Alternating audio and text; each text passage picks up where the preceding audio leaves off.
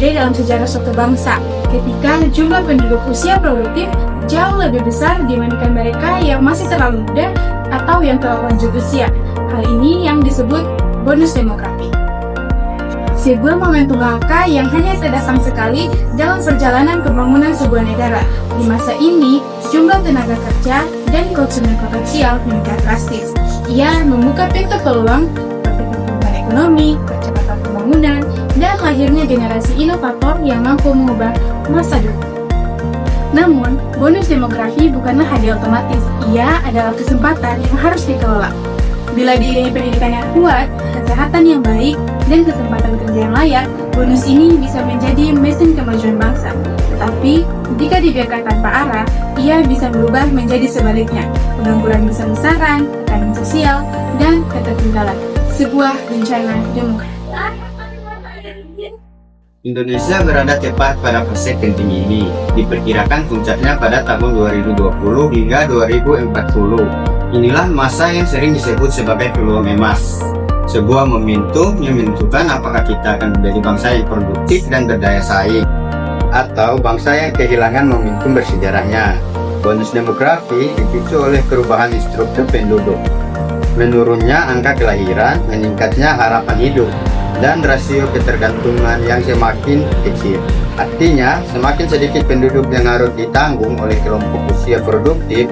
Kondisi ini bisa menjadi fondasi kuat bagi ekonomi yang tumbuh pesat jika kualitas sumber daya manusia memadai. Kesempatan ini membawa harapan, tenaga kerja yang melimpah, dorongan kewirausahaan, inovasi teknologi, pertumbuhan konsumsi, hingga tabungan dan investasi yang meningkat. Tetapi di balik peluang itu, tantangan besar juga mengintai.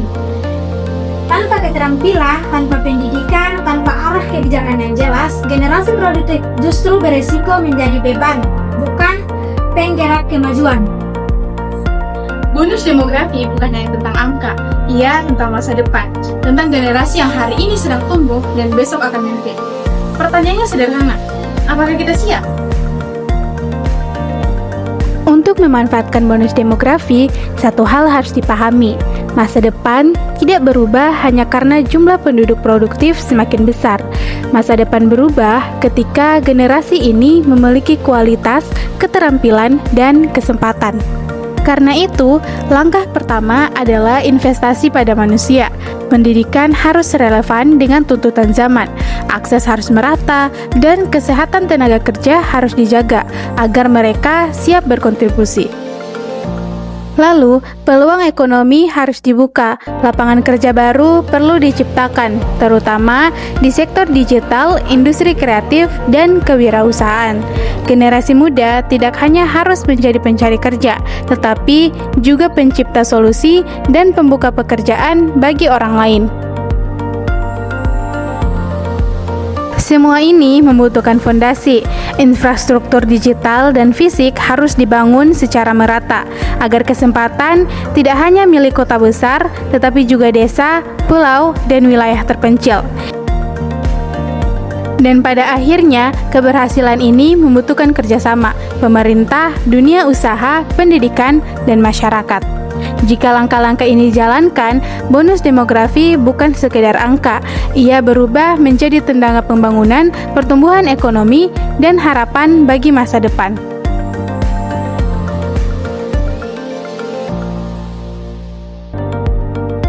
Di Maluku Utara hari ini, kita berada di persimpangan sejarah. Jumlah penduduk usia produktif terus meningkat.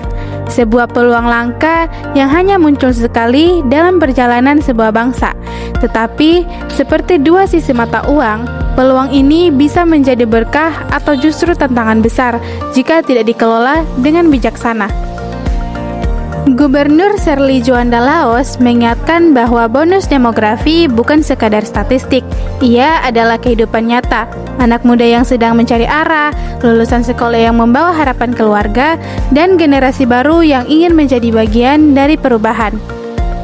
Namun, agar potensi ini tidak hilang begitu saja, masyarakat membutuhkan bekal, keterampilan, pelatihan, dan akses kerja yang resmi serta terjamin.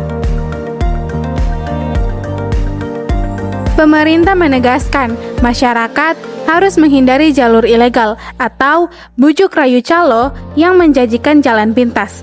Karena sejarah mencatat, kasus penipuan dan eksploitasi pernah terjadi di wilayah ini, termasuk di Halmahera Selatan, dan itu tidak boleh terjadi lagi. Sebagai langkah nyata, pemerintah Provinsi Maluku Utara telah menandatangani nota kesepahaman bersama pemerintah pusat dan daerah lain seperti Maluku dan Sulawesi Tenggara. MOU ini menjadi bagian dari target nasional untuk mencetak 500 juta pekerja migran terampil pada tahun 2026.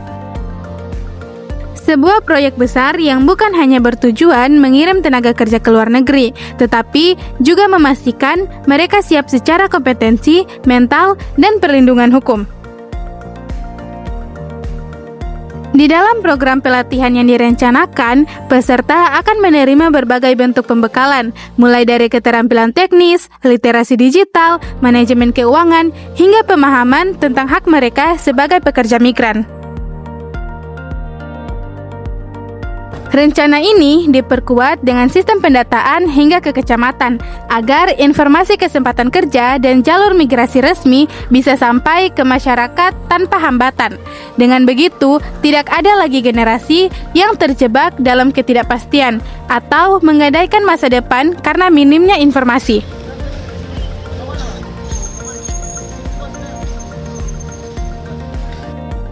Jika semua berjalan sesuai harapan, Maluku Utara tidak hanya menjadi wilayah yang meningkat bonus demografi, tetapi menjadi contoh bagaimana kesadaran kebijakan dan penasaran dapat mengubah tantangan menjadi peluang.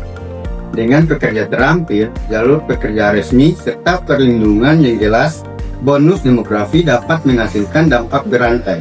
Misalnya, meningkatnya pendapatan keluarga, tumbuhnya ekonomi daerah, dan masa depan yang lebih cerah bagi generasi berikutnya. Ini bukan hanya tentang angka dan kebijakan, ini adalah cerita tentang manusia, tentang kita. Bagaimana kita yang memilih untuk memanfaatkan masa yang sedang datang sebelumnya berlalu begitu saja.